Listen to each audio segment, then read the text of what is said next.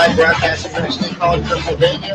Bring the best of Penn State, talking about the past, the stories, the players, current team, and present people for bringing you the best of football. With each Devin Davis, Skip Rodriguez, and of course, we have Greg, who will be joining us shortly here. And we've got our board option here, Julian, who's making things happen. Welcome, everybody. It's a nice, wet, cold night here at State College. Look forward to talking to you here about what's happening with Penn State football. Exciting week here already. Great recruiting. Also here at 4 weeks, so running up to our bowl game here. Penn State just got out to New York here Monday. Up as we got the practice Saturday. So it's a great time here at Penn State. A lot of good things happening. Looking forward to a great bowl game here at Boston College. And it's a fun, festive time here. Looking forward to moving to this great game here on Saturday, finally getting to a bowl in New York.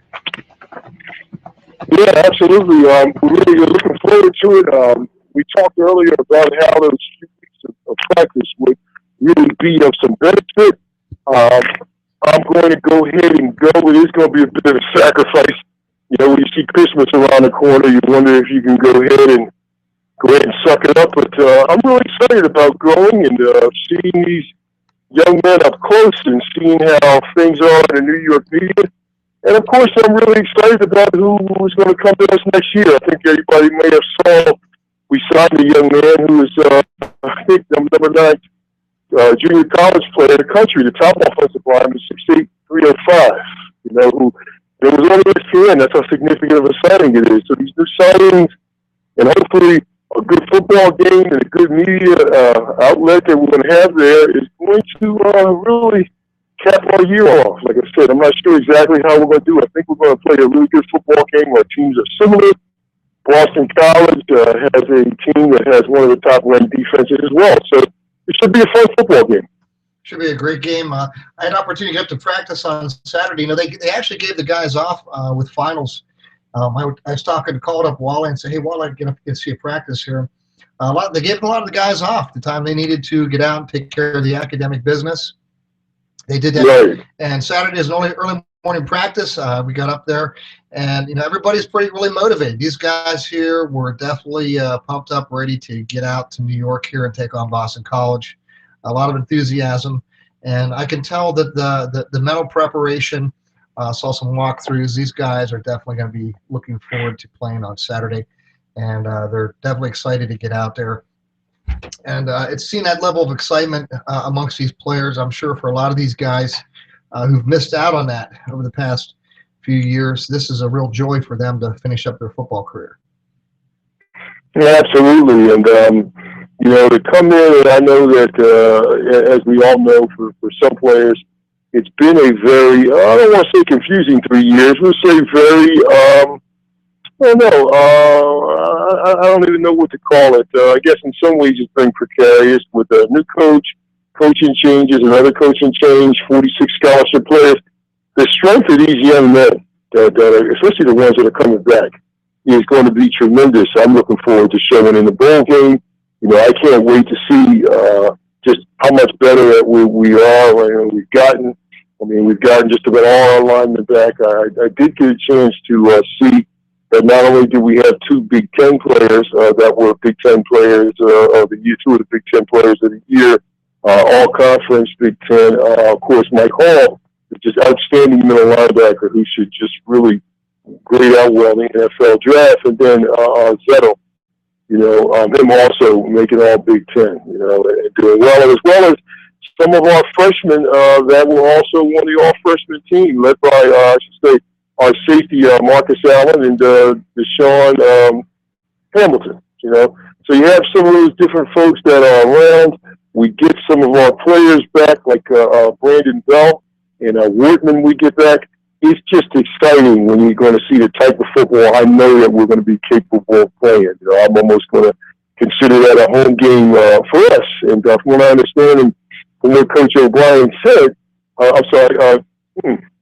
from what our coach said, Coach Franklin, is that every ticket sold, and we had to get more and more tickets that people needed. So the support is going to be there.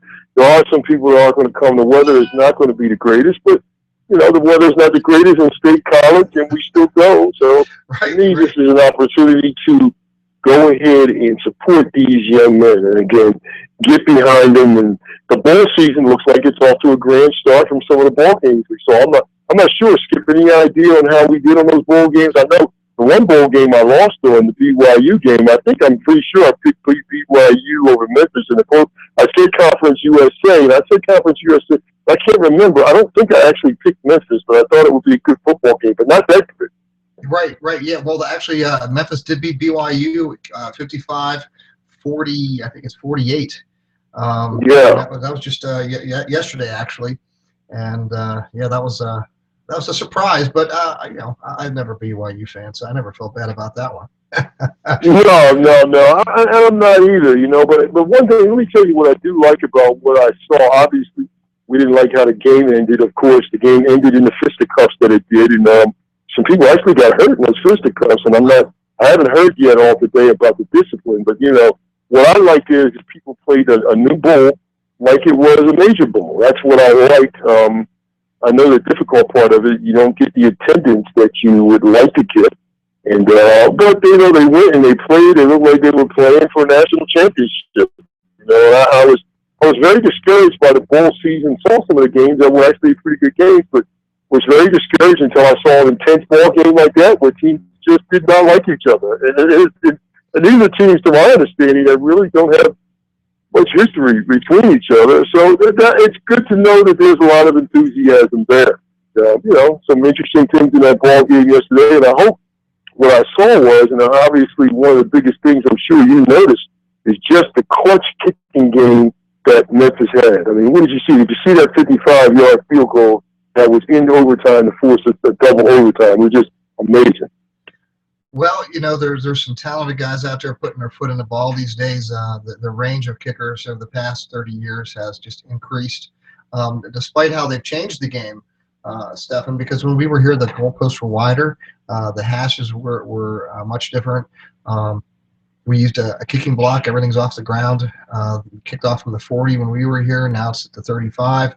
I think the NCAA tries to mirror the NFL in a lot of ways. In some ways, don't make much sense to me. And this year in particular, they're worried about concussions. Yet a guy kicks it out of the into the end zone in college football. Now they bring out the 25. And I'm thinking, well, now you're penalizing these guys for you're worried about concussions. So what? You penalize them for kicking it off in the end zone? I mean, come on. They're not doing that. I mean, there's the NCAA. Again, they're a reactionary group of people who don't ever normally think anything through. And, just, again, we talked about it earlier this year. They just got to go away. And hopefully they keep, showing them for what they really are. And by another year or two, let's hope that they can become extinct. That's all I can say. Again, football-wise. Wow, man. Yeah. Wow, Skip, man. That's not radical. I've had enough of them. I've had enough of the NCAA. This group here has never been audited. Their books aren't open to anybody. It's this closed, good old boy club, and the stuff that Penn State got put through here has not made any sense yet to anybody, and it just keeps unraveling and unraveling. That the good old boy network had this big plan here to basically extort money out of Penn State. No due process. Yeah, I agree, man. When you do that and then you ask for $60 million and you think about where that goes to, and all of a sudden, that's my question. My question is, with the more you fund, is Penn State going to be reimbursed for, I would say, in a lot of ways, not only being falsely accused, but the NCAA really, in a lot of ways, working outside of its jurisdiction because it, again, did not conduct its own investigation. It did not conduct its own independent investigation, and the fact that every NCAA participating organization, a participating college, has a compliance person on campus, it is antithetical to anything that they purport or say they are. Anything. It's totally antithetical to that in general, and that's very disappointing. I'm not going to let that bother me as much. I guess what I hope happens is when we do go to New York and we do show what it is that we have with Coach Franklin. And Coach Franklin, again, showing one thing I say that he has showed this year besides anything else, through anything that has happened, and being in a situation he is nothing but class, irrespective of whatever else has happened. And I'm very proud of him. And down in Utah just called on Friday night, and I just can't wait to see him on Friday night at Johnny Utah. Well, that'll be great stuff. And I'm personally not going to be heading out with the holiday schedule and everything. I personally have my family and everything, but I look forward to your updates and next week being able to tell us about your experience. That should be neat. But Coach Franklin is a really outgoing type of fellow. I was there Saturday morning. He and the other coaches are coming out. I'm standing at the wall. He just comes right over. Hey, I'm James Franklin. Nice to meet you. And I mean, out of all the people he ever meets, he's not going to remember us all. But for him just to come over like that, to say hello and recognize you at a practice, says a lot about who he is as a person. Yeah, absolutely. And I personally appreciate it. I thought that was really great. The coach doesn't know me nothing. He's got to worry about his team, and he has the time to come over and shake hands, say hello. Great to have you come on out here to practice. That says a lot about a coach, and I appreciated that personally for him to be that way. And I think Penn State's got a solid guy here, and I really look forward to seeing what he can do here over the next several years. And speaking of which, we're picking up guys here left and right. We had an offensive tackle here, Jenkins, who is actually going to be starting early enrollment this spring. Beautiful. So Beautiful. we get some really good guys, looking to come in here to Penn State. And it's again, these guys are leaving high school early, folks, to come to get in all that practice and training, build this program into a great program. It is a great program already, but to rebuild us, to reestablish us to the finer things that everybody's known Penn State to be on and off the field. And it takes an exceptional student athlete to be able to do that stuff. And a guy who's academically qualified to leave high school early like that and come here to Penn State and play in sports is really a phenomenal accomplishment for a young athlete. But here he's not only an athlete, but he's also the guy on and off the field. So I look forward to seeing what some of these guys can do. Yeah, absolutely. And and the fact, and I know Greg mentioned it 2 shows ago, that, I mean, gosh, the entire defense is coming back except for one person. When I realized that, except for 2 people, I'm sorry, and then actually 3 when you include, it would be Amos leaving, Paul leaving, and CJ Alani. The fact that just about everybody else, barring injury, will be back, that is very exciting. Of course, the thing that will be probably most intriguing is who that next middle backer will be. That next middle backer, that kind of, I call that's how much respect I have for Shane. And by the way, of course, big ups to Shane Conlon, who just got inducted into the College Football Hall of Fame. Tremendous ball player, tremendous leader, didn't do a whole lot of talking, led by example. It was just great to see Shane come out there and play and also have a decent career and actually just stayed a good man he is, He stayed a very honest man he was. He was just a worker. He just went out and took care of business every day. He was just a worker. He went out there and just did it. And but again, it talks about the character of the people that come to Penn State here, as a freshman coming all the way through, Joe be the first guy to jump over somebody if they tried to, when they thought it was all about themselves out here. And it just again, he was that type of guy. He's just a worker.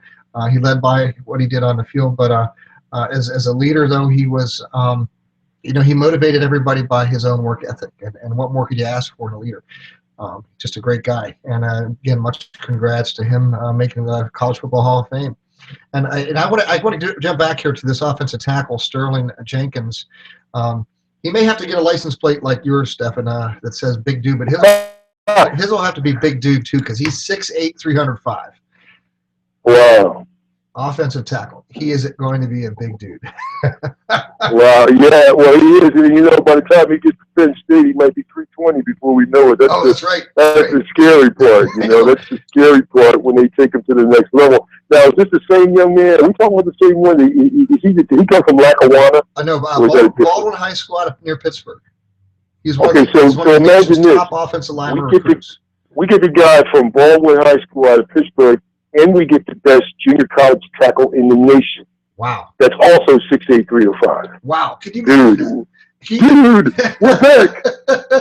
It still reminds me of Blair. You see Blair coming, he stands next to you, and I'm like, guys like that, they can just duck and hide behind somebody that big and shoot right out through a hole, and the guy's blown by somebody before they even know where he came from, And you're right. Well, I tell you what, that was a great part about Blair as a player. Again, you love Blair as a running back because every yard that Blair got, he always gave you a pat on the butt and thank you for it. You make a big block. I think we were playing against Rutgers, and I was really my first start altogether, and I was really nervous. And I ended up pancaking the guy, and Blair gets a 9-yard gain. And he's like, "Dude, you keep doing that, man. It's going to be a long day for them." It was good to hear that from him. And good to hear that from running backs like that. And of course, you had Steve Smith and all those guys, and I'm glad to see that Steve is hanging in there. Everybody knows Steve is, got a long NFL career, and his family's behind it. Everybody probably knows he's had trials with the whole thing with what they're saying, and people are back and forth of whether he has league guys.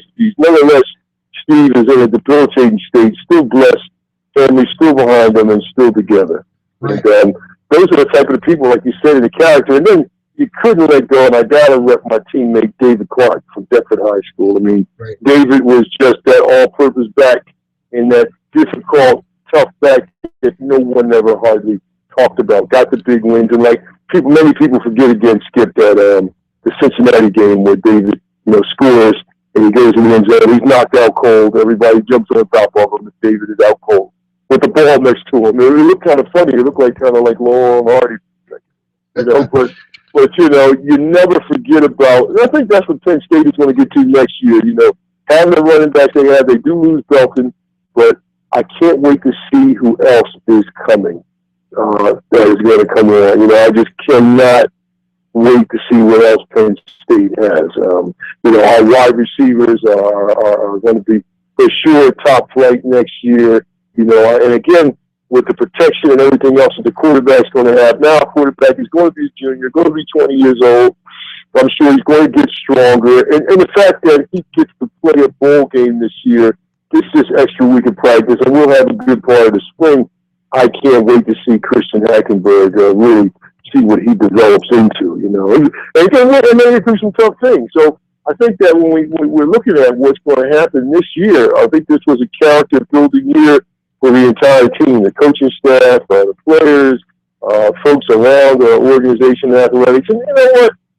Like I said, NCAA, they have their share of issues, but I think the NCAA won't deny that we're the example. I think that's the only thing that could have come out, and what they did is to show that not only did we still win, things got better and nothing ever fell apart, irrespective of what the intention is. And of course, like I said, I could go on all day about that, but I'm just so proud of those young men for sticking in Penn State, choosing Penn State, not leaving. Again, I have nothing against a lot of the Letterman were upset that Silas Red went on and moved to USC, but hey, he learned when he went out there, you want to be the top back or you want to be one of 6 or 7, and that's what he did.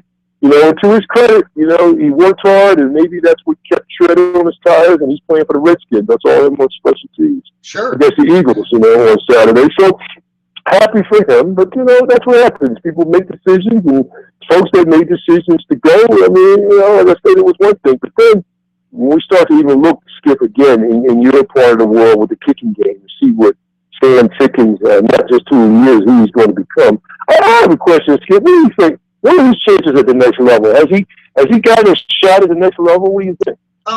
He may get a tryout here or there. I don't think his range is long enough for that. He gets the ball up quickly. I think that hook in his technique is going to keep that ball sailing and tailing left. But I don't think he has the range, honestly, because when you see some of the guys coming out of college football today. Florida State's kicker is probably one of the best in the country. These guys got some serious range on the ball. And if you're not kicking the ball 65, 70 yards, that's the type of talent that's out there today in these NFL teams. Kickers are a dime a dozen. Unless you have an outstanding record of consistency with a team. Right. And what I wanted to ask you about, Skip, was interesting, and I know what you experienced. Now, in that BYU game, BYU, sometimes as a coach, you think through things too much. Now, you might know what I want to refer to. You know, and here we are in overtime, and when the young man hit that 55-yard field goal, here's what ends up happening. Now, he tried a 53-yard field goal and it hit the crossbar, which indicates he has the range. But then my question is, this whole idea, and I think it killed him last night, all right? This whole idea of icing a kicker. The young man who goes to kick it, I can't remember the kicker's name from Memphis. He's about to kick it, and the coach calls timeout. The kick is severely wide left. He didn't come close to hitting it good. We call a timeout. He lines it up again and kicks the 55-yarder. Now, Skip, is there any legitimacy to the psychosis of icing a kicker? Did it ever do anything to you, or is it a good strategy? Because there are times where I just don't quite understand. What do you think? I really don't think it makes a difference. Yes, I've done it in games, and to me, it doesn't make a difference at all. You know, it just motivates you that much more. It actually, I think it gives you more time to really focus. Because, you know, right. If you look at it this way, you know, when it's third down, the play's over, coach is making a decision, that's, you know, clock's ticking away. You have 30 seconds to get out there, get exactly lined up 7 yards off the ball, and get lined up and ready to go within 30 seconds. You know, that's kind of a rush. You know, I'll tell you what, when you have all the time in the world to get everything exactly, just, you know, lined exactly right up, and no rush to get ready and go after a timeout. I mean, that gets you that much more of an opportunity to make sure you're that much more set for the kick. So I see it as an advantage as a kicker, having that extra time to, hey, we've got everybody lined up. Good. We're not short anybody. Okay, everybody's got their splits right. Everybody's ready to go. I mean, if you think about that rush of everybody getting out there, from the lineman to the snapper to everybody else, it's harder to get it off in the amount of time from the time the ball's placed and everything and running out there to do it than it is to actually have the timeout and be able to line it up and get it all just right. We used to practice where we would run out, you know, we'd have a countdown and, you know, they'd be counting down and we got to try to run in and hurry up and get it left with a few seconds left, you know, get it done. So we actually practice for that hurry up to try to get out there and do it. So when you have that timeout and you want to try to ice the kicker, I think you're actually helping them out. NFL, college, any level you do it, I think you're helping the guy out. That's my personal opinion.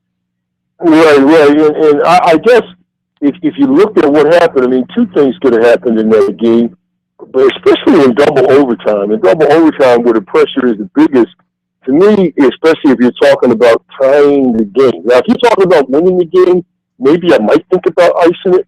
Tying the game, there's even more pressure. If the score is tied, you're trying to win it, that's one thing. But you're up by 3 points. If he hits it, so what? You get the ball back. Right. I don't understand why you do that. Let that, especially a young man with a leg like that. That means he has the range. The question is do you ever want to give him another chance? Because to me, if you make a 55-yard field goal, then you deserve to make it, and we play football. That the whole psychosis of it, especially with what we have today, we don't understand. I guess unless you miss 3 field goals. If it was a situation where they missed 3 field goals, you may think about it, but then you just let the state of affairs go as they are. Sometimes coaches tinker too much with the football game, and they talk about icing a kicker, and it's supposed to put you in a whole other situation. And you ice kickers in football, you ice shooters in basketball. You call timeout when somebody goes. And I think icing a shooter in basketball is a lot different. Mm-hmm. You know, you got your free throw, you know, you get a chance to go get everything different. And people who aren't good free throw shooters, you know, you may be able to ice, you know, they may shoot, you know, 58% from the field. But this kicking is very difficult to go ahead and predict. I just wondered about that. And I think, to tell you the truth, I'm not going to say one thing caused BYU the game, but I think that was the deciding factor with, I forgot the guy's name, with BYU's head coach. I just think icing the kicker is extremely overrated. Now, it is. I agree with you completely. Yeah. Yeah, I don't see. That's what I'm saying. Yeah, I don't see that. I don't see making a difference, Steph. And I think it works more effective. It's much more effective for the team that's kicking the ball than it is for the defense. Again, there's so many things that can go wrong in that play. I remember one game where we had one guy short, and the guy shot across and blocked it because we had one guy just we were 10 guys on the field, and the coach was trying to call out timeout, and they didn't get it, and they stuffed it. Shot off across the end, and just laid right out and did the doof. There it was, and we had to try to stop him from running back a touchdown. I've seen, I've had a couple of games where the clock's running out, and they think they're trying to try ice me. I'm like, hey, this is great. We made sure we got everybody out, we got it all lined up, and boom, it was good. I think it's really overrated when a team's really rushed to try to hurry up and get everybody out there and get it done. Again, from the time the ball is snapped to the time the ball's kicked, you have 1.2 seconds, and if that ball's not kicked in 1.2 seconds, it's stuffed, it's blocked. And to get everybody to get the snap just right, the hold just right, the kick just right, giving that time out to try to ice them, you're just helping them make sure that they're that much more relaxed to get out there and do it. Wow. Well, like I said, good football game, of course. Now, you mentioned the NCAA. What do you think should happen to some of those people that were in that fight at the end of the game? Well, Stefan, I didn't see the fight, so I really can't comment. Okay. I think in generally speaking, I mean, hey, it was at the end of the year. It's a bowl game. I don't know the circumstances surrounding it, but you have the penalties within the game itself. I think that's you play out the penalties as the referees call them, and you don't have to go above and beyond that. I don't think. I hope not. Well, the only thing I will say is here's the difficult side of it for me, and I guess this is why you wonder if you have a bowl game. To me, and Danny Kanell, I did listen to him on Mike and Mike this morning. I got up a little early. Danny Kanell ended up saying that he was at the game and people were on both sides of the ball. I mean, I'm just say both groups of fans were on the same side of the stands, which in itself is an issue. Because we had that at the Syracuse and Penn State game last year, and there were a few comments and some other things. But what we had is you had a team vigorously celebrating. That was Memphis after Memphis gets an interception, which they would be. And in most stadiums, you'll see the away team, when they win, come and pay homage to the fans that made the trip, which is extremely appropriate. But I think what you have is when you have people crossing each other like that, sometimes it'll seem like it's excessive celebration in the face of the other team. Although usually in bowl games, you get a chance to spend time with a week, and it's not that you're friends during the week because, you're not, but you do things, do activities. I know at Penn State we did activities with most of the team. There are issues, especially with Oklahoma and Miami Hurricanes. It's historical, everybody knows. But, when it came to the game, especially when the game is over, when the game's over, the game is over. I mean, we got finished. And one thing I will say, and God rest his soul, about Jerome Brown, Jerome Brown shot his mouth off, and let me tell you something, he's a guy that backed up everything he said. I've never met a player like that in my life that could back up everything they said. But nonetheless, after the game, he came and he extended his congratulations, even though we didn't really want to talk to him. And God rest his soul. And John Bruno, who had issues with him at the state fly that we had, didn't really want to see it. But right. Just to know that people can do that and know the game is over, is something that I think that we need to talk to the players more about. I mean, I guess what I'm saying is, Skip, there was a melee. The melee, there were groups of players that were just crowding around players and punching them. And then there was a guy at the end you'll see from BYU that came number 12. Number 12 was on BYU, comes right at the end and clocks the guy on the back of his head. Yeah. There are people that were getting clocked in this game. You have got to see this melee. And one thing I will give the coaches an A+ for. I had to give Memphis an A+ for his coaching saying, they said, what do you think happened? And he said, you know what? It was a great football game. I hope things don't take away from this. There's a lot that has been learned. And he said, because we won, we have to learn to handle our success better. I thought that was a classy statement. And I thought it was also a classy statement from BYU that, we should not subject ourselves to getting into different things, irrespective of whether we win or lose. So it was good to hear that and no one blame any one thing or one person. But it was just, it was very disconcerting to see that a great football game, and this is why you go to bowl games, is there. I guess the question is, Skip, if you can't sell out a bowl game, and you got to sit parents on the same side, is it even worth having a daggone bowl game? Well, that's just it. We mentioned it last week in our show. I think we mentioned it. I remember talking to Wally on the sidelines about this.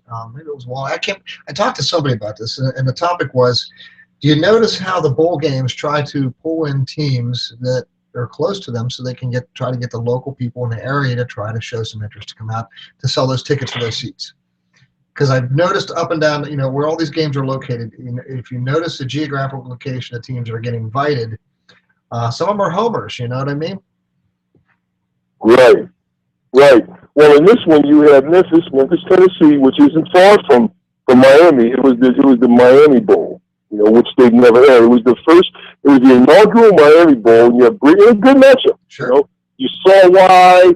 I mean, 55-48.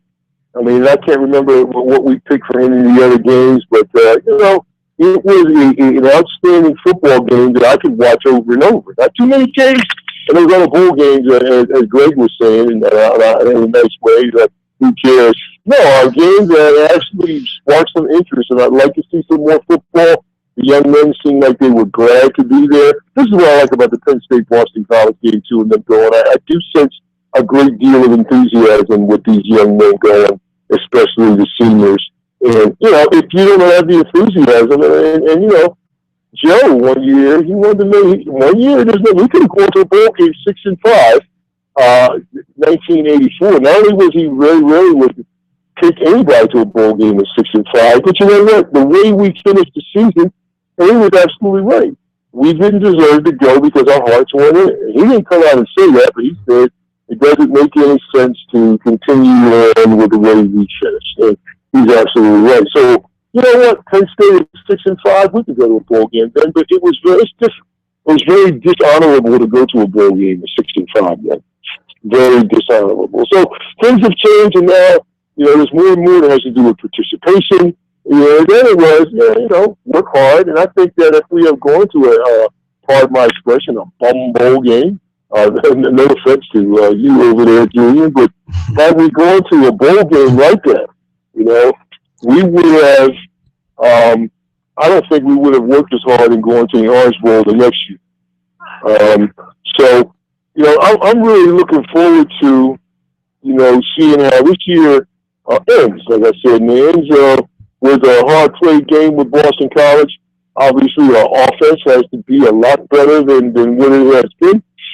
And hopefully everybody's healed up and we can go out there and give it the, good old try in this New York media. Because one thing these guys have got to realize is, our squad, Penn State, if we go there for some reason we don't do well, they will rip us to shreds. And those guys got to come relax, not be nervous Nellies. Go out there and just ball out, man. Ball out, everybody. You got nothing to lose. You got nothing to do but to beat Boston College. I definitely agree. That's what we're looking at. Hopefully they bring that energy, and I agree with you what you said about Memphis and BYU. The energy in that game was as if you were watching one of the, if not a playoff, one of the college football playoff games, one of the big games, like a Orange Bowl or something like that. Both teams definitely enjoyed the fact that they were there, and you can tell. And then by how the game played out was a double, triple overtime, and then with the big kicks, by the kickers, and as well as at the end, the reason why that fight broke out is because you could just see neither one of the teams really wanted to lose to the other, and even with that punch that was thrown by number 12.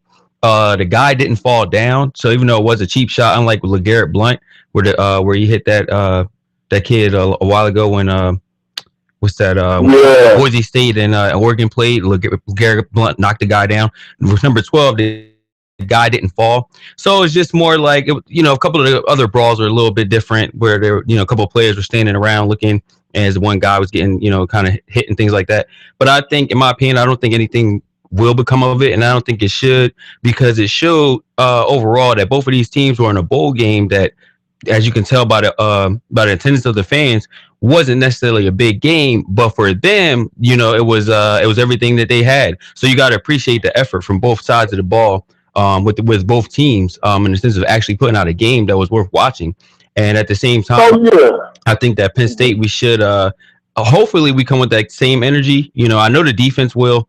I just want the offense to do the same thing because Boston College definitely isn't a joke. They beat USC this year, and that was a hard-fought game. And they definitely have a mobile quarterback, and he's no games. So he definitely will come ready to steamroll. So if you can stop them, maintain them on defense, offense, if they can keep that energy up with the defense coming from Penn State, it should be a good game. It should definitely be a good game. And on a side note, I know one of the recruits, Paris Palmer, the offensive tackle.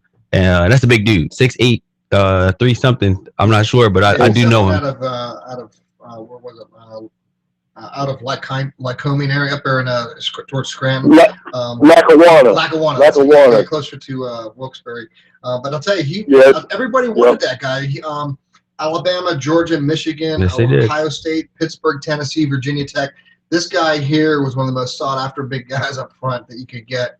And for him to be coming here like that, I mean, along, with this Sterling Jenkins, we're gonna have some big guys up front, man. Yeah, I was with him the times that he visited Penn State, and he was contemplating whether he. You saw him? Yeah, I know him. What kind of? How did he come across? Oh, he's actually a very, very cordial dude, as well as kind of respectful. Like he doesn't, even though he's young, he's not like a wild-minded type dude. Of course, just like a lot of young people, will go to a party and things like that. But he seems to kind of know what he wants to do, and is very like calm, like very chill type guy.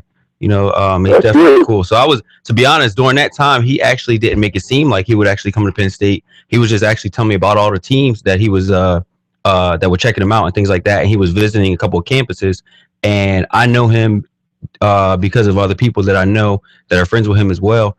And that definitely even caught me off guard that he actually decided to come here. So he's definitely gonna be a good player though, because his energy and all that, he's definitely ready to play. So he was indifferent. Correct. So he's indifferent about coming to Penn State, and that'll be interesting to hear what really motivated him to. When Alabama, I'll actually speak with him and then give you a answer. Yeah, that'll be great. Yeah, you get a chance to. That would be great, because what we want to be able to do is more and more, Julian, is some of the young guys, and again, there's rules to recruiting and what we can do with players and how we can recommend people. Like I told you, there are some young men that I coach, some of them up to 21, 22 years old that I'd like Penn State to take a look at, or junior colleges. So I've been able to send people, but the question is, what is it that goes through a young man's mind and makes them to go to a certain institution? Is it that I was just showing, in fact, I have some of my mentees downstairs playing Madden, that's why I'm kind of off real quiet here. They're playing Madden, and I happen to show them all my other stuff about why I went to Penn State. It'll be interesting to think about when I signed in 1983 to go to Penn State.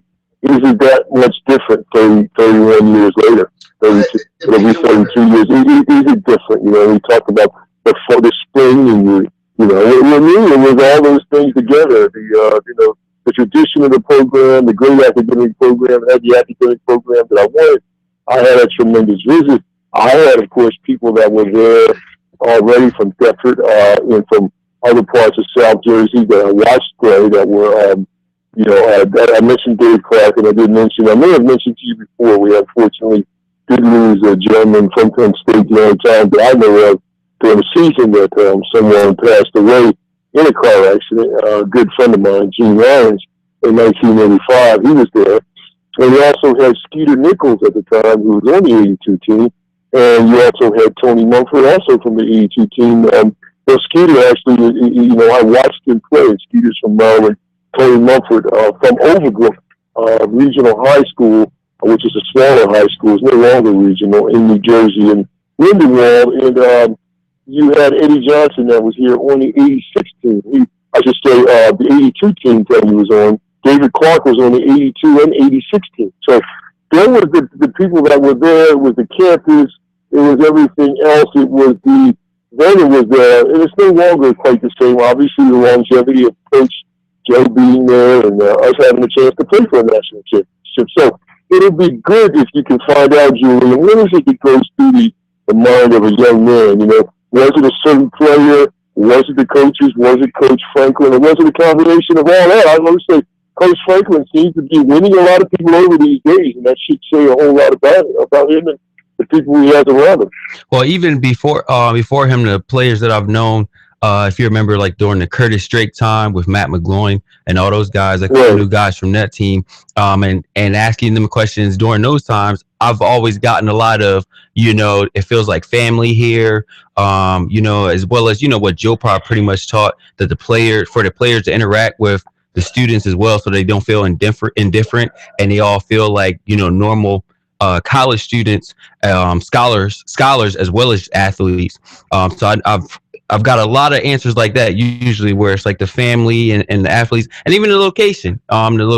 Even although not a city, the way people celebrate things around here and all those things is exciting. So they definitely like the environment that they're surrounded by as well. Well, State College is a city, man. Don't cry too hard.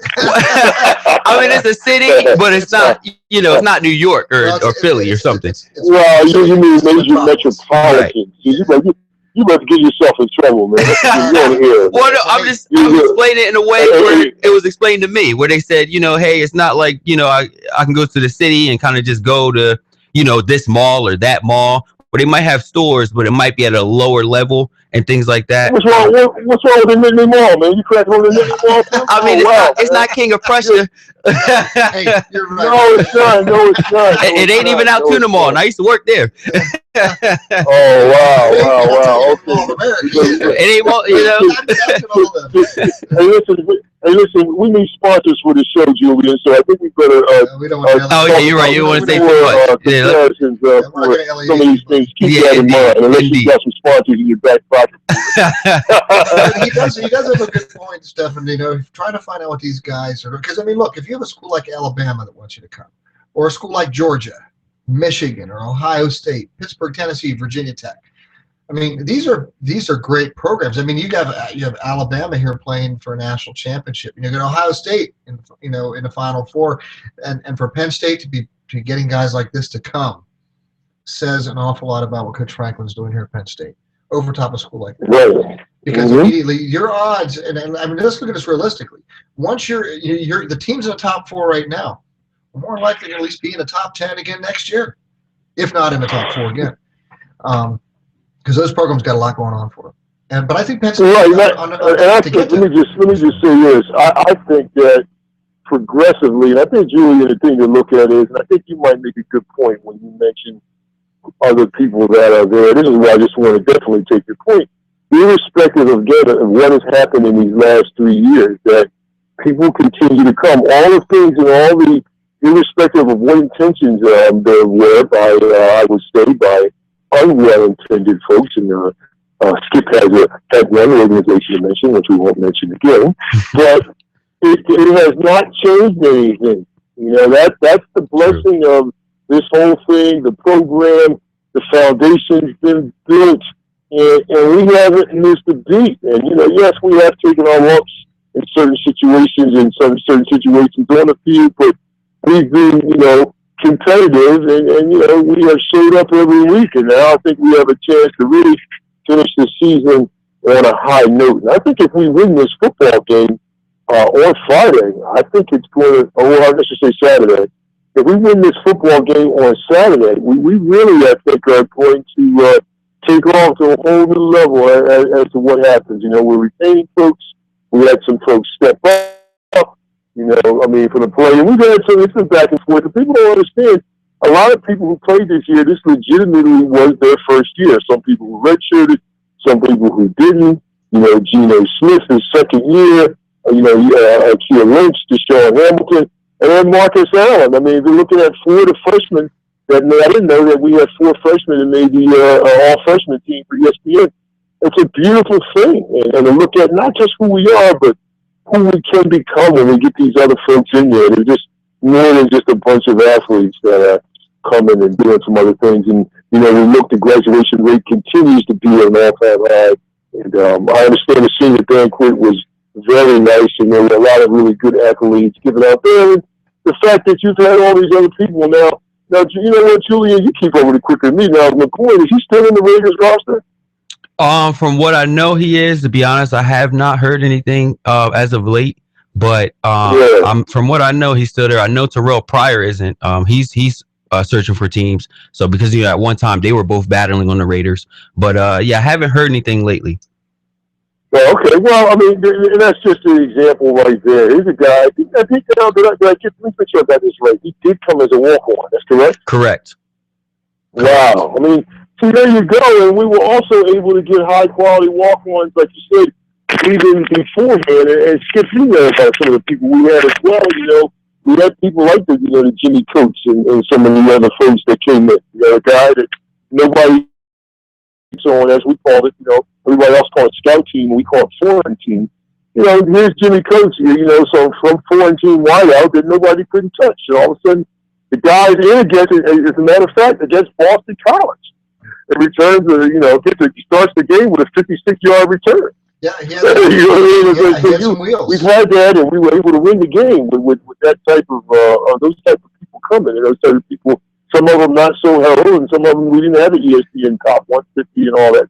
So right. Good to see these things happen. Right. Well, you get the gauntlet across the board because when I hear stuff in the roster was so much larger than it was, and the depth we had at every position the year we won we were deep in every position there. And what year was this again? 86. 86, 87. And who'd you beat? Yeah, it was Miami. Miami. Wow. Oh wow! Hold on. Miami was scaring America on TV. Yeah, exactly. And you need to get fired from the show and should you forget that again. Oh, I won't forget that. This is a big deal. We're showing our age, man. This is back before he's even a twinkle in his dad's Well, I know the history. I know the history. Well, now you should know the history. But no, but seriously though, Julian, Skip. Looking at where we came, and people don't realize, again, just that, again, the thing that made us really good is just, that's what I like. I agree. Penn State star players are the ones that are doing it, because we have so many people that no one heard about that are going to do well. No one gave the DeZello young man a chance, this year. No one said anything. In fact, like I said, Kyle Baldwin, we went back and forth about his value on what was going on. I miss Kyle, but I thought Zell was a good player. And he says, well, I think he's just been lucky. And I'm like, oh, no. I understand what he's saying from a, technique standpoint and other things. But, you got to be able to have a defense that's going to make plays. I think that's what's going to be different about him. And I understand, playing for Larry Johnson is a whole different situation. But gosh, how about that? Larry Johnson, after all that's going through, he's in a position to perhaps beat Alabama and go to the national championship. Incredible. We're going to have time to talk about some of those predictions, or we are. We definitely want to do that. I was going to transition into some picks here. I was going to take us right up through partway through next Tuesday, because when we pick up again next Tuesday, we'll give a summary of Penn State. And we'll pick up the bowl games. We're going to pick up the bowl games right up to the time when we're back live on air, and then we'll pick the rest of them from there going out next week, Stefan. So, yeah, I definitely get some picks here. Of course, we do want to talk a little bit about here what's up for Penn State here real quick. So I'll move right through some of our picks here quick. We'll all get some thoughts in here, leading us all the way up through partway through next Tuesday. Okay, and that's where we'll break it off. So you folks out there listening, catch us again next week, and you'll catch us throughout the remainder of the season here and the bowls and the playoffs. And we'll give a good summary of what we see here next week. Stefan can give an account of what it's like out there in New York, the Penn State Bowl. So I know you'll be dressed and warm. So we look forward to your updates. If you want to interview, Stefan, while you're out there, see if you get a chance to interview some guys who you run into. Grab your phone and get some interviews, get some guys some thoughts and words. You get them back to me early enough. Julian and I, we can put these together and we'll play some of those during the show. So that'll be great. That should be a lot of fun. So now moving right along here. Actually, right now we have and I didn't even interrupt you stuff in there. So and I'm not trying to task you out either, because I know you're the biggest mission is going to be staying warm. True. You got that right. So I'm sure you're going to be dressed appropriately out there, and don't forget a hat, don't forget gloves, scarf, anything you need out there. I don't think the blizzard of the century is going to come, though. I would laugh if it did, though. I love it when you get those winters where we have. It comes early, and we see the guys playing in the snow. I know it's not a fun game to sit out there and watch, but they're fun when you're playing, because at least you're staying warm. So, Hey, well, moving right along in here to what we have going on here actually tonight, and actually it's being played right now, the Boca Raton Bowl with Marshall and Northern Illinois. Well, like I said, man, Marshall, I know Northern Illinois has gotten better. You almost got to go with Marshall with their background and their experience. And I haven't followed Marshall, but Marshall, just historically, I got to go with Marshall. Yeah, I'm going with Marshall. Yeah, Cato, that quarterback, he's a dual threat. He's a 6'1", $175. So I don't know if he's going to get recruited in the NFL, or at least not as a quarterback. But actually, he broke records in this game. Brian Leftwich's record, he just stepped over him and things like that. So he's definitely he's good. He's good. Right. A little bit later on tonight, and again, this is somebody we know, Stefan. It shows our age. We have 9:30 tonight out in San Diego.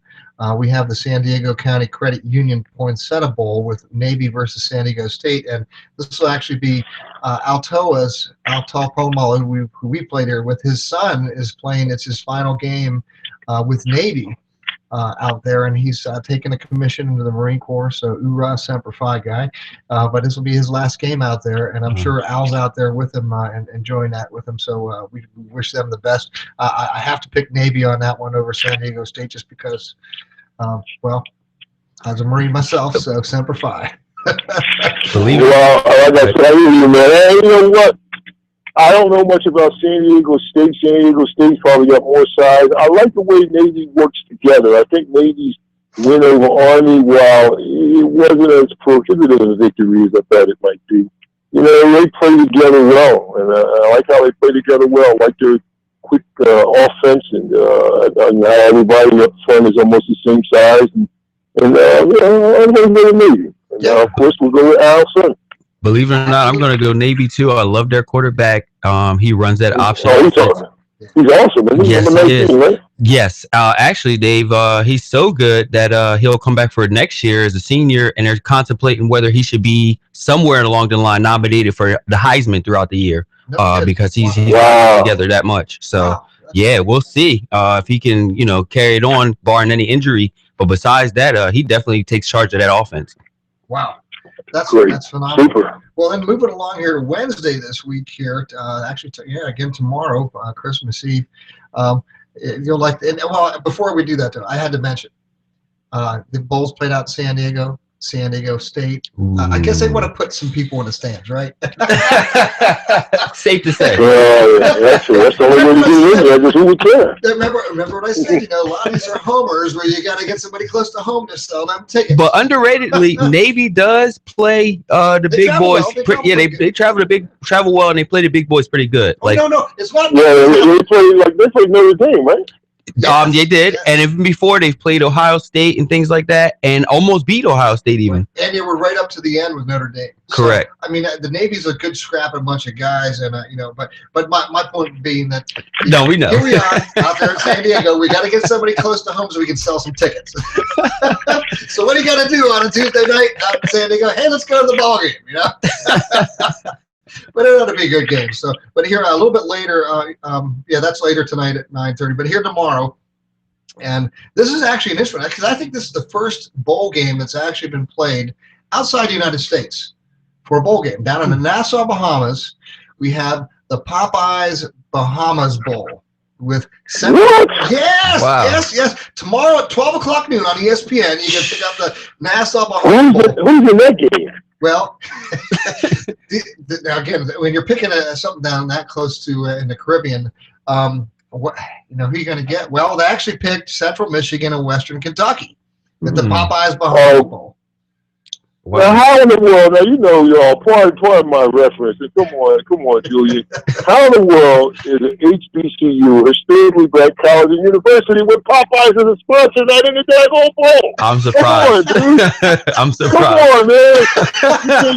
You can't put Hampton in there. At least everybody knows Grambling. At least Grambling. Yeah, man. Come on, man. I mean, that's just so wrong. It's like, who cares about Western Kentucky?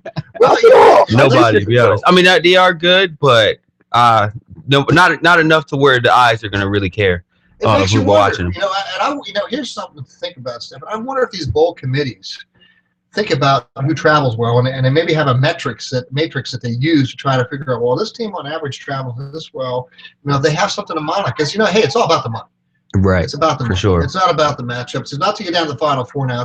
And even then, it's still about money. It's about exactly. It's at least trying to get a little more competitive there, right? Yeah, but and that's my whole point. But like I know Julian. I mean, these HBCUs, they sell out Giant Stadium, man. Come on. Yes, they do. If they're going to sell out Giant Stadium, you don't think they're going to take a trip during Christmas? And then you got CIAAs coming up in February. You imagine how, and for part of my reference in street jargon, but do you know how ignorant that would be? Believe it or not, too, with the HBCUs, a lot of players go to the NFL and are your star players. So there are a lot of quality in these games when you watch two teams like Grambling and Southern go at it. So they're not slouches.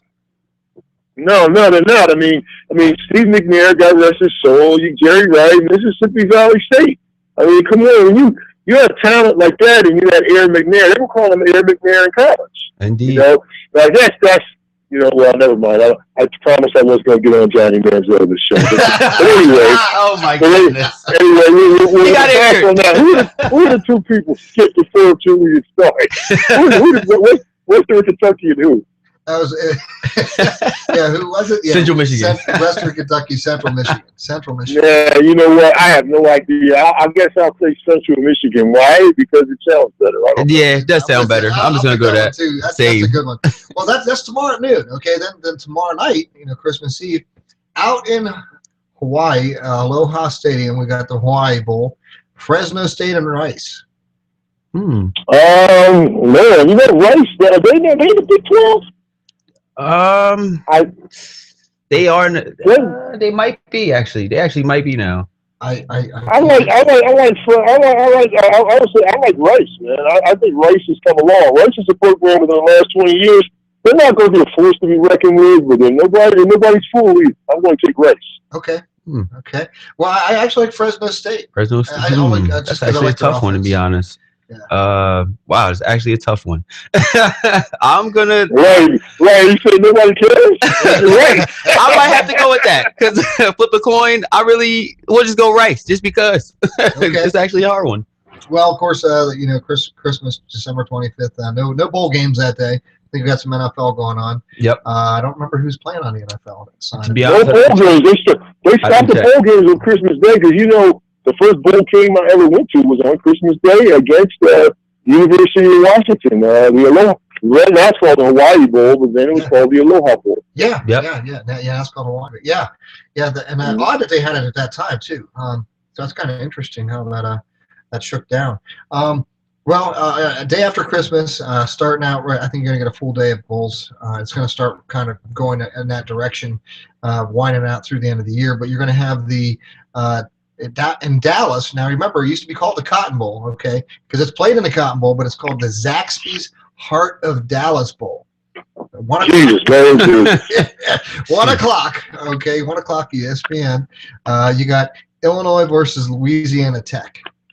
You know what? I got to root for the Big Ten. There's no way I'm not going out for that. Illinois has worked too hard not to win that football game. I think it's going to be a weird football game. I'm going to say Illinois in a close one. Same here, and actually Illinois, they actually do pretty well in their bowl games. So they're tough. They got some big guys up front. Oh yeah. I think they'll win that. Well, then moving along a little bit later today, 4:30 on day after Christmas, out in Detroit at Ford Field, we got the Quick Lane Bowl with Rutgers. Quick Lane. I don't know. These guys must got some money they're coughing up here. What is who? Quick Lane. Rutgers and it's Rutgers and North Carolina. Ooh. Oh, well, you know what, man? I like Rutgers quarterback. I think Rutgers has been very battle tested. I just don't think North Carolina is that good anymore. The program is very, very, I don't want to say subpar. Mm-hmm. I would say extremely mediocre. And Rutgers is on the rise. Well, after they got those sanctions, you knew that it was going to definitely hit the fan when it came to the production from players. So they've got some players that went to the NFL and things like that. But overall, their team is not going to be the North Carolina that we used to see.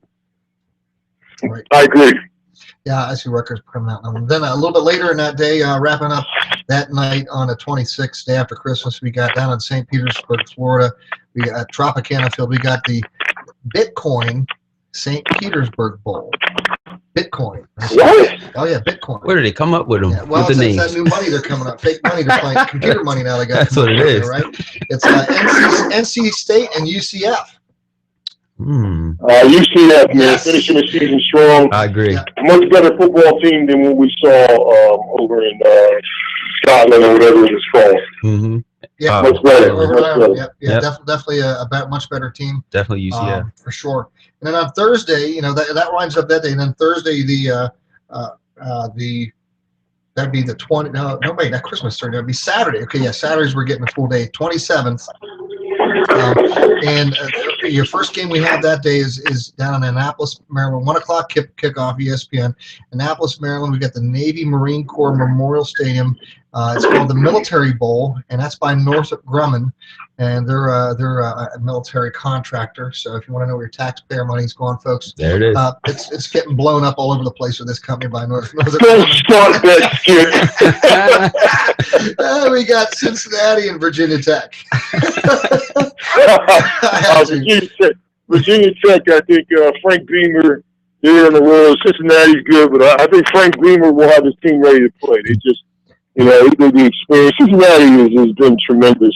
The main reason, I like Frank Beamer in his squad, though. main reason I think Virginia Tech is because I think they're tired so much of everybody bashing them for Ohio State losing to them. Exactly. And right, so they definitely want that, get their name back. Well, here's my thoughts on this, and I have to come back to it because it's just it leaves it out there and wide open. Probably costs at least $1 million, a couple $1 million to sponsor a bowl, probably a couple $1 million today. Mm-hmm. And if this company is basically making all its money from government contracts, I don't like them promoting themselves with my tax dollars out there sponsoring a bowl game. All right, come on, man. If not, they better be giving tickets to everybody in the country for free. All right, let's get serious. Come on. He's been around me too long. Man. I'm telling you, it's crazy. Well, I go Virginia Tech too, but I had to say it because it Let it just be makes known. me wonder, man. Where's Hey, it costs money. just again, Skip, let me remind you, we still need sponsors. We don't know when the Yeah. sponsors are leaving, so or whether True. we're going to let them Question it. sponsors. You know what? Fortunately and I'll unfortunately. tell you what, Northrop Grumman came and said, hey, we want to sponsor your show here. We like Lions Live, Yeah. like we talked about. I'm like, dude, what are you doing spending this money like this? Come on. I mean, just send the money back to Washington and give it, and they can send it back and put it back to the IRS and put it back in our pockets. Right. All right, come on. I mean, that type of self-promotion stuff with businesses that totally make their money off of the taxpayers. I don't think they should be out there responsible. Julian, stop him. Because he's definitely going on a tangent. I hate to have to get down. All right, well, then I'll move along to the next game. No, not only that, like I said, we don't know what side, not them that we're worried about, it's these other people. We don't know what people's affiliations are. Hey, because some of the people we have, we may want to drop them because of their affiliation. But Well, so what do you got? Facts of life. yeah, I won't go on to that. Well, we can do our political talk show later in the week. That's another show. Yeah. Yeah, well, still on Saturday and at 1 o'clock. Actually, that's a 1 o'clock kickoff. At 2 o'clock kickoff here in El Paso, Texas, we got the Sun Bowl, and that's actually the Hyundai Sun Bowl. So those, remember, it just used to be called the Sun Bowl back in the day. Now it's the Hyundai Sun Bowl, and that's Arizona State and Duke. Hmm. 2 Oh, wow. 2 o'clock Wow. kickoff. That's a Well, good that's one. going to be an interesting football game. Yeah. I'm expecting the energies to be up like Memphis and BYU in that game. Yeah, because you got to figure Duke had the great season. I think, kind of like you said, Julian, I think people believe that they have, that Duke has played their best football. I don't think they have. I think Duke had a really good year. Mhm. I mean, did they win the ACC or came close to winning? Came close, the ACC? yeah. Came close. And I think they're trying to get their name back, as you said, Virginia Tech. I I agree. want to say Duke in a hard-fought victory. Really? I'm going to agree, actually. I'm Okay, actually well, agree. I'm going Arizona State because I saw the way they played Notre Dame, and I'm just thinking that Arizona State has They are a powerhouse they right got now. some things going on there that I haven't seen in years. So Mm. I'm picking Arizona State. I agree with you, Skip. I think that if any team was favored, Arizona State definitely is favored, and they are probably the most battle tested. But Duke is very, very dangerous. They still have a contingent of players that came back from last year's team. Are they the team that were last year? No, but they're not the team that were that played the opening kickoff this year. So again, these other 2 weeks of practice, man, it's a great equalizer. I agree. Sure. If you want to say an upset, then we'll go with Duke. Oh, there you go. Yeah. That's what I'm going to do. Oh yeah. Yeah, well, that's at 2:00. 3:30 then on Saturday, and this is in Shreveport, Louisiana, at Independence Stadium. We got the Duck Commander Independence Bowl. Wow. Duck Commander. Gee whiz. I don't get these Gee whiz. Yeah, I'm telling you. ABC, it's on televised. We got this. That'd be good. Miami and South Carolina. So that'd be a pretty good game. Ooh, That's tough. what do you think now? You know what? It's kind of hard to go against my old teammate, Al Golden. You know? Yeah, but I think who's going to win. Yeah, you South know, Carolina's I gonna win. gotta say the Canes are not the Canes they were before. Then you have the old ball coach with his squad. Mm-hmm. This team isn't the team they were last year without having, what's the receiver's name? Alshon Jeffrey a couple years ago. And now having, I forgot his name from the Texans. He got hurt. I get it. We're not calling him a bum. What's his name? What is his name? Oh man. Oh gosh. He's out for the See that, man? I know, He right? got hurt for the year. We forgot. He got hurt for the year, and we forgot his name so much that we can't call him a bum. Although I think you know. And so anyhow, I don't know. I'm going to go with the Canes in a close one on this. Really? I would say South Carolina again is favorite because South Carolina. But Al Golden, I think that he knows how to rally his team and get the most. And I want to say Miami's going to be back somewhat on the upswing with getting some talent. Although everybody doesn't want to go to you, but these specials and some of these other things, hopefully they understand. I guess the interesting part I'd like to know, Skip, is when you talk to the people about the history of the U, and you're Al Golden, you're 3 or 4 coaches away from that last coach that was involved with all these different things. What do you tell them? I don't know. I have no idea. It's a tough But call. you know what, though? Yeah. Al is a good coach. He runs a nice program, and I think they'll be ready, and I think it's going to be a close football game. I don't like betting against the old ball coach, but you know what? They just aren't the team they were before. Oh, you're right. I agree. And the guy's name was Jadeveon Clowney. Hit me. Right. But yeah, definitely both teams. Just with these last recent years, we'll give it. It seems like they underachieve, specifically South Carolina. They look to battle, and of course the SEC is hard anyway, but they always underachieve. And in Miami, it's like people are searching for them to be the Miami of old, like people do in the NFL with the Cowboys. Want them to be the Cowboys of the old. Although this year's playing out differently, but so it's kind of a tough pick. But I'm going to go Miami too because I do like Al Golden, and I like his he puts the schemes together. It's just up to the team to execute the plays. Right. Well, I'm going to be the. That's right. That's right. Who you got, Skip? I'm going South Carolina. I think they're going to win it. Close game. Yeah, you must be like a down south guy, man. But I am. You pick them all, man. It's like everybody's South Carolina. I don't know, man. I think the game. You're about to tell on yourself, man. What's going on? I just look at the two teams. I think South Carolina's got a better team. I think they're going to win it. It'd be a close game, but that'd be a good game. Definitely gonna be a close one. Probably low scoring, but. Now, that's okay, Skip. We'll find out the story off the air. okay, there we go. We'll take a trip down south. Now I'll tell you what I'm going to do. See, Penn State's coming up right an hour after that at 4:30, but we're going to skip over that. That'll be our last pick because the Pinstripe Bowl is 4:30 on Saturday. Then that night, Saturday night, we got the. This is in San Diego at 8:00 kickoff for us here at Qualcomm Stadium. We got the these bowl games, man. National University Holiday Bowl. The Holiday Bowl. I remember we played against BYU and them a long time National ago. University is a sponsor. I mean, I'm guessing it's some type of online school thing that they're trying to get their name out there with. Sponsor the bowl. Yeah, well, it's full profit. That's what it is. And you pay to get for the advertising. Hey, anybody today, just where you want to go, you got to pay. You get your degree. It's like putting the coin in. Yeah, all of Phoenix will be a tough. University of Phoenix will be a tough out on that. So we got San Diego and who again? Well, actually, that's where it's played at. But we got Nebraska and USC Saturday night. Ooh, wow! That is the one. Wow. I'm sure they're going to hate each other. It's a lot of coin flips with these games. Yeah. Oh man. I'm going Nebraska. Yeah, Big Ten team. I think they're going to beat them. I think What was Nebraska's that? gonna beat I'm them. going Nebraska. I'm going Nebraska. I think they're going to beat them. Oh man. Yeah, that's hard. You know what? I mean, I want to be honest with you, Julian. I think, and again, this is where I'm going back where I would normally say it. The Bruins are, again, like you said, Julian, they underachieved this year. So I would say, other than Penn State, Mm-hmm. UCLA is the team that I was most disappointed in this year. Correct. UCLA was a much better football team than what they showed. Correct. I really believe UCLA has one of the most underrated and one of the top 3 quarterbacks in the country. Mm-hmm. Right, well, we're talking USC, Stefan, for this one. Oh, UCLA or you said USC? USC. I thought you said UCLA. No, I thought I heard that too. Okay. USC, USC, Nebraska. Nebraska. Okay. Well, I want to talk about the Pac-10. I think the Pac-10 is a better conference right now. Yeah. And, See, I'm going to USC, and USC is a powerhouse, but USC, I think, plays more consistent football than Nebraska. Nebraska, there are times they fell apart. mm-hmm. They're starting off. They don't have Bo Pelini. Do the players have a lot to play for? Yeah, but they have a lot to play for. Yes, they do. Mm-hmm. I just don't think they're there yet, and I just don't think that it's going to materialize as quick as it should. Now, Bo Pelini is not coaching his bowl game, correct? Correct. He's done. Yeah, well, but I don't see Nebraska rallying from it.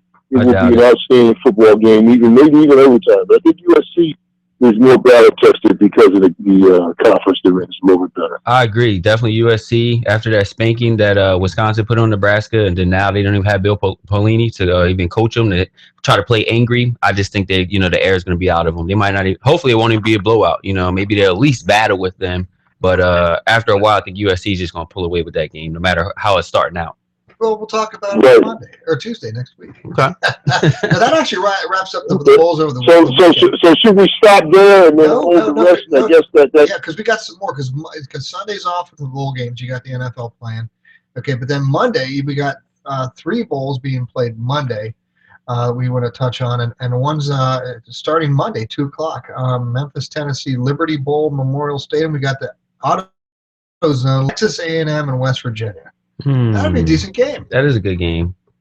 I'm going West Virginia. I can't tell. What do you say, Julie? I don't know. I'm going to say West Virginia just because this year, even with the games that they lost, they played a lot of the big boys pretty hard, or they might have lost by a 42 or 50-yard field goal to like a Oklahoma or teams like that. So definitely West Virginia is going to bring it. And that quarterback, I think his name's Cricket or something like that. He's a beast. He's an animal. He's definitely got to a zone with that offense. So definitely West Virginia. They're going to come on all cylinders.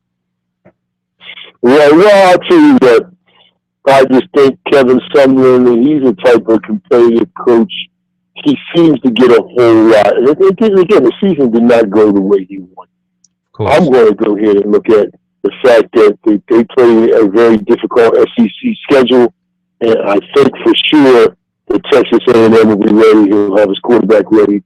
Not as good as last year, but I think good enough to win a bowl game, and they'll do good with the recruits this year as well. And I'm going to go to Texas A&M. Okay. I'm going just because it's closer to home, but I like West Virginia. I like the way they just seem to have that fight in them this year. And don't get me wrong, I agree with you, Stefan. A&M's got a tough team, and they played some good football. And I think it's going to be actually a really good game to watch. I look forward to seeing it. The first game on Monday there. So, but I still think I think West Virginia it'll be a close one. I think they're going to try to pull it out at the end by field goal.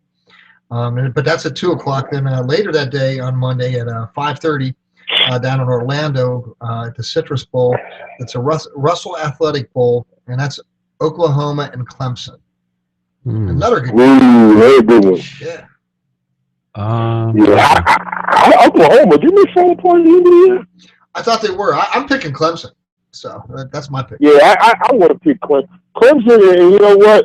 I've been on the other side of a spanking on Clemson, man. When they get ready for bowls, they're ready. I mean, it was unfortunately, my last college game, which it didn't end the way we wanted when we were at the Citrus Bowl. This is the Citrus Bowl event? Yes, it is. Yeah, it's down there in the Citrus Bowl. Wow. Clemson's got a good record. They beat us 25-10 or something. It just was not a good bowl for us, after the national championship. Clemson is fast, they're big, they're athletic, their linemen are athletic. I have to give that one to Clemson. I'm just going to go Oklahoma only because, honestly, I really didn't follow Clemson too well this year. Usually I do, and they usually are a great team every time. But I just think that Bob Stoops just comes up with schemes in bowl games, although it backfired on him against Boise State a couple of years ago. But he comes up usually with a lot of good trick plays and good plays to set up for a bowl game. So I just think that even if Clemson is, maybe edging them in the fourth quarter, Oklahoma's going to pull it out somehow. Well, and I'll be honest with you, Julie, and I sure hope so, because if Bob Stoops does not win this game, I think he may be in a little trouble. Oh yeah, for sure, for sure. And it's a shame because he's made Oklahoma who they are, so it shouldn't be that way. But in the world of business nowadays, it is what it is. Yeah, that's what it is, man. I mean, people told me that there's no longer any room for any of the model of having, Skip did mention Coach Franklin being around for several more years. The question will be, in his situation, every other one's, what will be acceptable even going into next year, 6-6?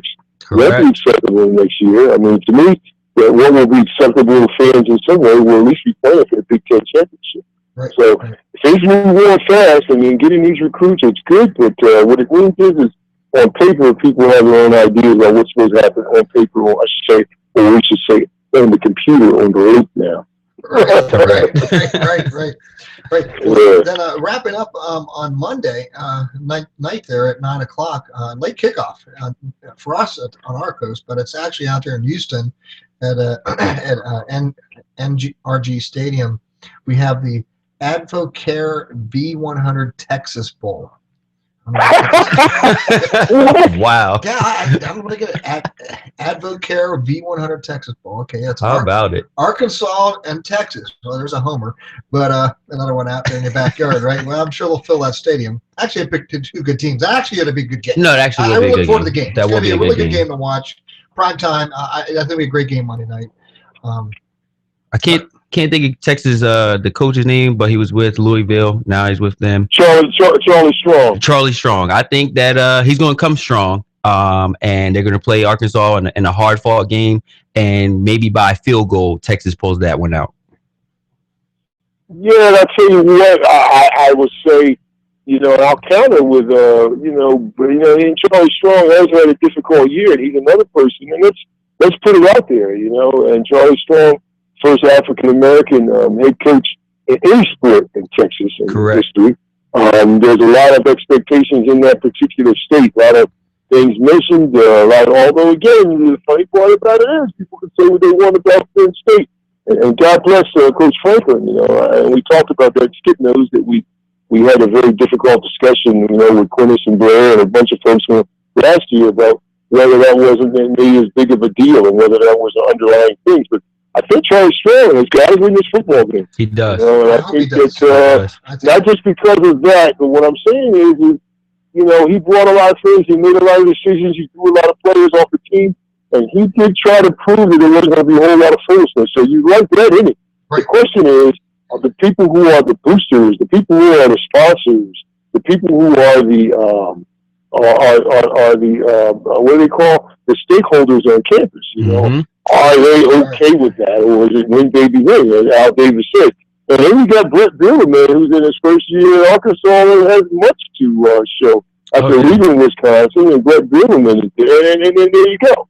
Right. In his second year, he hasn't been there long, and I think he has a lot to prove. I think Charlie Strong and his squad, they may will him to a win. He has a squad. They know who's going to come for next year. Again, they're not the same Texas team, but they are a Texas team. I think that can get it done. I think they'll be ready. I think that it will be a shootout. To add on to your point, that's why I think that Texas is going to win, because they did just get to 6-6 at the end of the game, that last game, to pull into a bowl. So they have momentum, okay. Correct. So and they want to be able to show that they're rallying behind this coach and that he knows what he's doing, because a lot of games they kind of lost. They should. This game's on the table. They should have won, that they lost at the end of the day due to turnovers and things like that. So they definitely collectively, coach and players, want to put on a performance that, like you said, the heads of Texas, for that university, can see that this is a formula that's coming together. Yeah, that's very important, Skip. I'm not usually you're the controversial one, Skip, but I just thought I'd put that out there. Just as a point, only because we've spoken about it. Right. Well, I'm picking Texas. I think it's going to be a great game to watch, but I think Texas is going to win it in a close one. Right. and happy for them to get. I Texas, yeah, deep in the heart of Texas. And then of course, Look, there's your down south reference. Oh my Lord, here we go again. It's a homer. But hey, then that wraps up on Monday. Now Tuesday, before we get here and our show kicks off at 3:00 on Tuesday down in Nashville, Tennessee, at the LP Field, we have the Franklin American Mortgage Music City Bowl. Boy, I get mortgages mixed up with music and the city and everything else. So it's amazing how I do that with this one. But that actually ought to be a pretty decent game. We got Notre Dame and LSU. Wow. That's a good football game. Yeah. I'm going LSU. I'm going to go LSU mainly because Notre Dame, they were in the spotlight in the beginning of the year, and you looked upon them to be at least a top 10 team, and boy, did they lose games. My goodness. After Northwestern, it just hit the fan. Yeah, like you said, Arizona State blew them out the water. Yes, it just doesn't seem like they got it together. Everett Goldstein looked awesome in the beginning of the year, and then it's like toward the end, his decision makings were kind of getting shaky. And things like that, and to the point that his coach is publicly getting upset with him. Navy almost had it upset on Notre Dame. And Navy almost beat them. Yes, they did. And Navy almost pulled that when I was rooting for Navy. Yes, they did. Navy almost beat them. So, I just think that Notre Dame, they've lost that juice. They've lost that juice. Well, and you know what, gentlemen, I would agree with you, but I think what you can't do is, and if I look back at history, and again, you're probably too young for this, Julie. You know who Jerome Bettis is. I know that is the bus. And I don't know if you know, he had a best friend, unfortunately, that died, and was it Flight 103? Rodney Culver, you remember that, Skip? He's a running back for Indianapolis at the time. But, they had the best running back combination. You should look that up tonight, Julian. I can't remember what year that was, but, they were a 6-5 team that went to the Sugar Bowl and wrecked house. And you know something? The worst thing you can do is count Notre Dame out. And that's not that I don't agree that they have the juice. I agree with you. Let me tell you something. Notre Dame has got to win this football game. They do have to win it. They've got to win this football game. They have the best backing of anyone. They have their own network. Anybody that's got their own network, man, you're not pulling down no national championships, and you got your own network. And Notre Dame has been through, I think you talked about North Carolina with the academic scandal. Well, how about Notre Dame? And they quietly that went away. Yep, that's true. They've lost some key players and went through their own academic scandal. And, all of a sudden, this is my issue with the organization that Skip keeps mentioning it. I don't think there's enough consistency. Right. Right. But nonetheless, Notre Dame, very embarrassed by what happened at the end of the year. Their quarterback, probably, I would say, one of the most talented quarterbacks in the nation still. And I'm going to say, no doubt. LSU should beat Notre Dame. Notre Dame will fight. Newt Rock himself.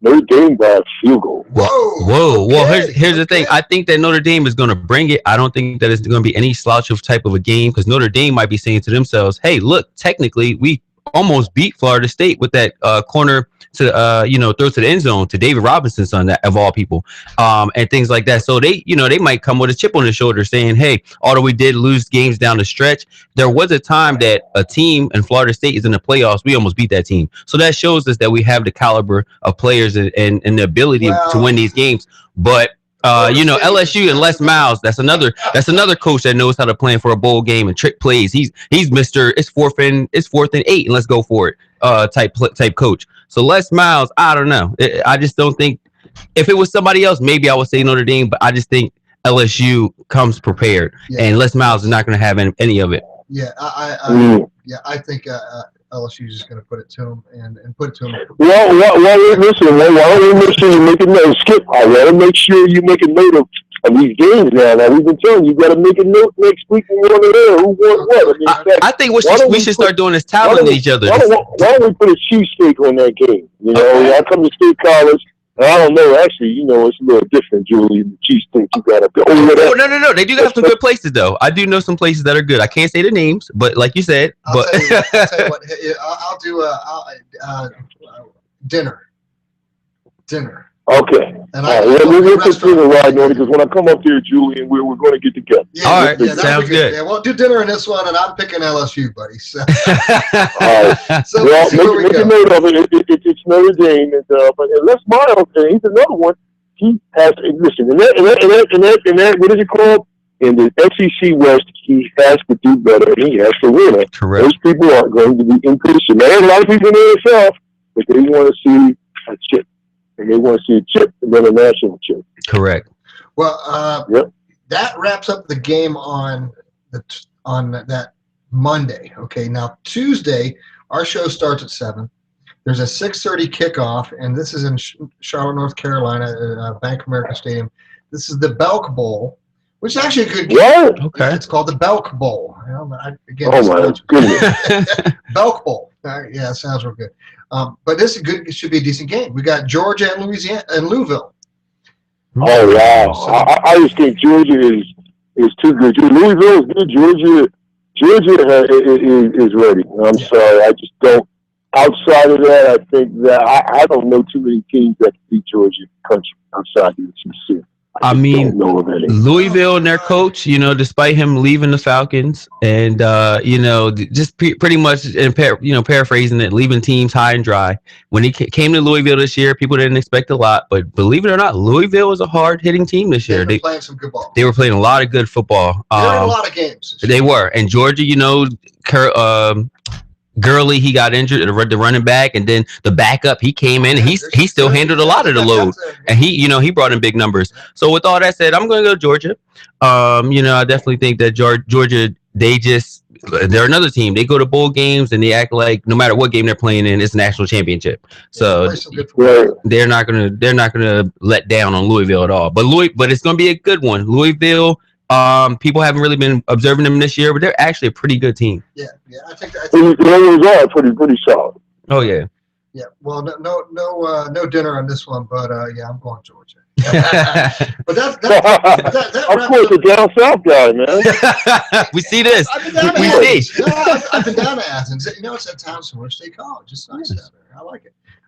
But and that puts us partway through because when we get back on Tuesday night, we're going to pick the next game at 10 o'clock kickoff, but we'll pick that next bowl, and this is again Foster Farms Bowl, and I want to name team share for that one. We'll cover that one on Tuesday. But more importantly, here Penn State, which we didn't pick yet, in the Pinstripe Bowl on Saturday. Mm-hmm. Again, when I saw practice, the team's motivated. I saw them on Saturday. Those guys are really looking forward to getting out there and playing some ball. Here's what I see with Penn State on this one. I see teams that have good defenses, but I think Penn State's strength, they're going to, on the defensive side, I think if they stay consistent, I think they're going to, they're not going to give up that many points. Now, the biggest concern we obviously have has been all year is on the offensive side of the ball, can we put some points on the board? And I'll tell you, Boston College is a tough team, and they got a good defense, and they also got a good offense. I think they're more balanced than we are. Yes, they are. I think it'll be a close game. It'll be a close game, and I want Penn State to win. And it's a tough call on this one because I think if Penn State's really up for this game, Penn State needs to win. They really need to win this game. They need to win. I think it'll be a close one. I'm going to pick Penn State by 3. Okay. And I can see Ficken kicking a winning field goal to win this one. That would be storytell-like. So for him, I'd like to see it for it would be when he's out here at Penn State. But I'm going to pick Penn State in a close one by 3, even though my gut's telling me it could be a loss. But I'm just glad we're there. I mean, to be honest, my gut's telling me it could be ugly. Like I said, I know.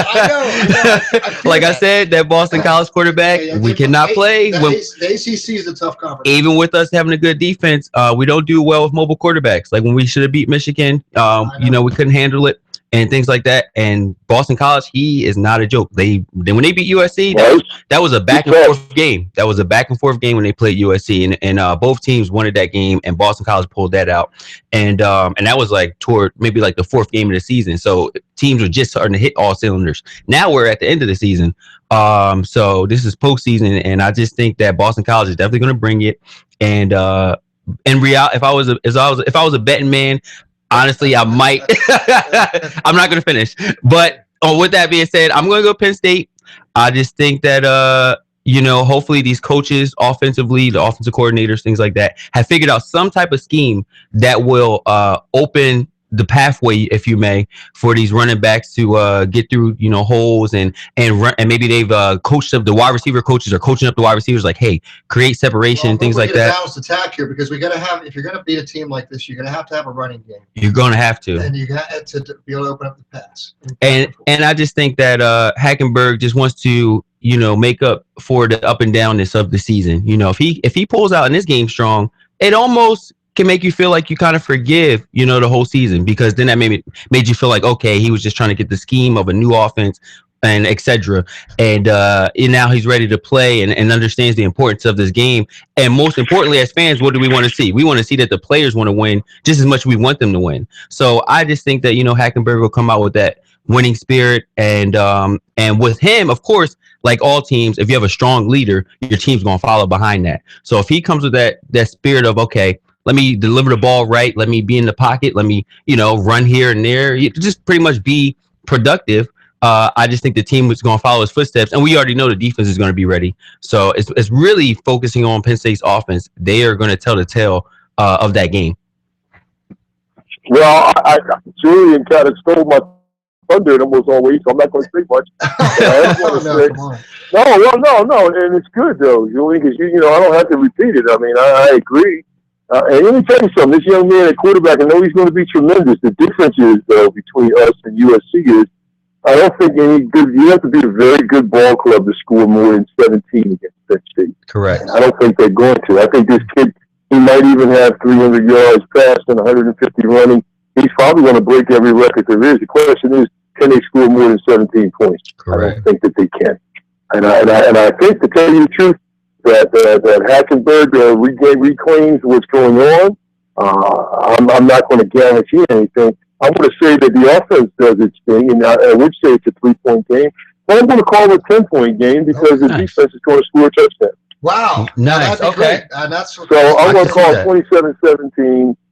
Go PSU. Wow. Okay. I'm definitely going to agree with that, actually. You're picking a pick six, or what are you thinking, Stephen? Or special teams? Yeah, I'm thinking a pick six, and I'm thinking a pick six by, I would say either a big play from one of the linebackers. I would say Woodman. Again, he'll show his athleticism. Brandon Bell hasn't played. They're going to either make a big play, or I would say the biggest thing will be from our safety, especially how they use him in the game, Marcus Allen. I'm looking forward to the freshman really showing out and making a big play. Wow. But the defense, I believe, either will score or the defense will put us in position where we will score. So I'm going to call it a 10-point win. And that doesn't mean it was, well, again, Boston College's defense is good. We're not going to break records. They're going to have more yards than us. But I think we're going to tough this football game out, and the breaks will go our way. Wow. It'd be great to see it. And you're going to be there watching it live. I'm going to be nice and warm. Yeah, unless anything changes, I will be there. Right now, yes, I am going. I did check. I do have my ticket. We will be on the first level. The game is at 4:30, and we're going to be there probably around 2:30. I'm going to stay over in Secaucus, and we're going to ride over from there. Oh, fantastic. Well, grab some interviews from guys if you can, if you see anybody. I look forward to your texts whenever you send them. It's kind of nice, Julian. During different games and stuff throughout the season, we kind of send out our messages and stuff. So it's kind of neat. Right. I look forward to seeing you. I just got to find my long draws. That's all. Got to break out some polypropylene, and keep it all warm, man. All bundled up. Get that Gore-Tex out and that Thinsulate and get it all wrapped up tight, because, man, you're going to need it. Oh, yeah.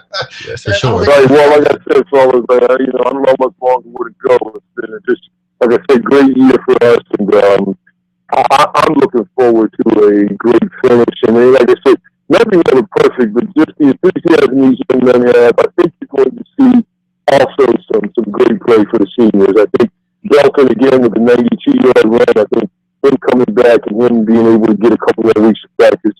CJ Alanian and Hall in their last games, and Amos, and all those guys, I can't wait to see them play. And I forgot who else we had all on offense. But we again, just about the whole offense is back. Here's what I'm trying to remember. Donovan Smith, he has another year left or no? Does he have another year left? I want to say I yeah. think so. I think I he said he was a does. senior, and I think I incorrectly called him a senior.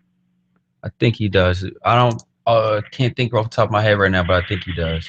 Yeah, I think he does. So you have some other folks that are there, and as well as some of the other folks that I can't wait to see them play. I really can't wait to see these young men play, and I don't think they can wait to play. And it's a big thing, and it's funny, Skip, how we called it a year ago to have a cold bowl game. And I never thought You're this would right. be a We cold. did, didn't we? That's so Wow. true. I remember. Yeah, we talked about that last year in the show. Yeah. How about it? Yeah, Yeah. Well, we're here and we're doing it now, and the years it's flying by, and I look forward to you giving us firsthand information next Tuesday night, Stephen, because you're gonna have some insights to things that are gonna be very detailed and unique, and I'm sure you're gonna have some conversations with people. There's a lot to look forward to here next Tuesday night, folks, because you get a recap of the game. Firsthand Steph will be there. I'm sure we'll talk to some different people. We get to hear some firsthand feedback. But it's always a great time of the year. I like the seasons, and this time of year, the colors and everything that are out there, and the festivities and things like that. To me personally, this time of year, is really no different than any other because everybody thinks of the holidays and things like that. But I'll tell you what, ladies and gentlemen, every day is a holiday. Every meal is a feast. Nice. We have so much to be thankful for. Very And true. every Yes, day we do. Thanksgiving. So to me personally, I know a lot of people think about the birth of Christ this time of year, but you know what, ladies and gentlemen, God's given us one day in 7 to be thankful for his incarnation, his life, his death, his resurrection, his ascension to heaven, and look forward to his coming. Do that every day of our lives. So I know some people think about it maybe once a year, but ladies and gentlemen, if you haven't, think about it today, tomorrow, and the next day. I heard And I that. hope you can know him and trust him. So I just wanted to put that out there. I Thank you, brother. know it's off topic from football, but tis the season, right? Indeed. Of course, tis the season every day. But any final parting thoughts here, Stephen, before you head off out into the winter on Saturday? Well, like I said, looking forward to seeing what we can do. Looking forward to seeing just how the season ends. And how the leadership of Coach Franklin again. I'm very thankful, as you said, that he's making a mark with us. And obviously, regardless of what happens in this game, I'm really going to be behind Coach. And obviously, I'm like every other football fan. I have my own opinion when stuff happens and all. But just seeing what he's been given to work with, seeing just how the seniors have come along. Again, talking about Mike Hall and Elani and Belton and just going through. And then these other young men, I can't name them all, that were all in the offensive line this year, that really came along, especially I think Andrew Nelson also was a person from the freshman team, from Hershey, and just seeing just the future. And then you got the punter, Skip, who also made that team, Dan Pascarella, Right. from Melbourne, Australia. I just can't wait to see. And then, of course, 75 receptions from Deshaun Hamilton. Come on. I mean, that's got to be a record in many respects. He led the Big Ten with 75 receptions. Number 3 in Penn State history, and second team all-conference accolades. With 75 receptions. So I'm excited. It's our 43rd bowl appearance, and I just can't wait to see them get at it.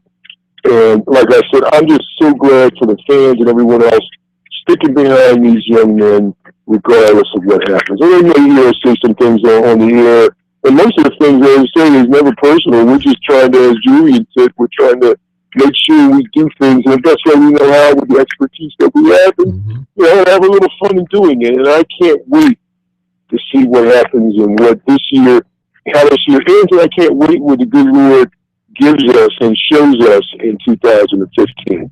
That is what I'm waiting for, and what the good Lord shows us, and what we're going to be able to do in 2015.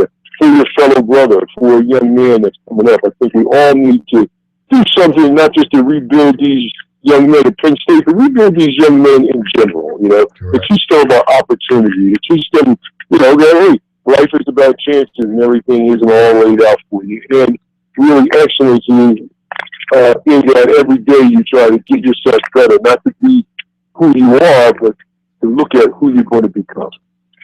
And that's the way I am. I agree. Well said, Stefan. Well said. And Greg's out there, been on the road tonight. He couldn't join us. I texted him earlier, and he's traveling, so I trust his travels are safe. I know he's going to be, I'm sure, be with us next week here as we wrap up the Penn State season. And then we talk a little bit about what's happening here for the Bulls, winding it out through the national championships. That should be fun. So we probably have a couple more shows left here, folks. So look forward to being able to join us. But I hope everybody out there has a safe travels if you're going to be out there traveling. Julian, I don't know if you're going to be heading out with your family at all or heading out of the area. So It's in the air. He's not sure yet. Not Stefan, sure. I hope you're kept safe in your travels this weekend here out the Pinstripe Bowl, and I hope you and your family enjoy the holiday time together as well. And we'll look for being able to get back here again Tuesday to hear what all you have to say. All right. So Indeed. Thank you again for joining us, folks. On behalf of Julian, you've been listening to Big Dude Stefan Davis. My name's Skip Drivelbus, and I wish you all the best of problems. We'll catch you back here on next Tuesday night. Lord bless. Happy holidays. Take care, gentlemen. Take care, Stefan. See you now. Go ahead. Yeah, I'm still there.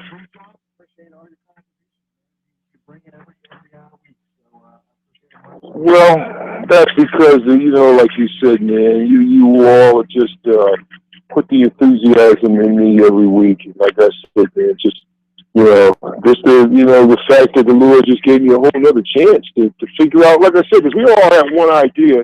And I think that's why we struggled at first, because we got into what we thought things were going to be at first. So, I mean, all of us were. But now, just the fact that we just went ahead and did what we were supposed to do, what He allowed us to do, is great. And I can't wait, and I can't wait going to this thing as a spectator. And actually, my first bowl game outside of the ones that I've had. I've never been to a bowl game. So will I be freezing my buttons off? Yes. Will I have my hands down my pants with 98.6 degrees? Yeah. Yes. So, way to go, kid. I'm sorry, I was on the radio. Oh, that's fine. I'm so proud of you. Yeah, and that's my daughter, 3 A's and 2 B's for the semester, and she's done at 20 years old, 3.5 years at Rutgers. We're not on the radio now. Yeah, well, she doesn't want me to tell her. Hey, she better be glad that my mom is still not alive, because she's telling a million people. So, it was up here. So, last I heard. What part of your actually did she have? No. Okay, then you take care. No, she's with Sheila. Was future police officers. One.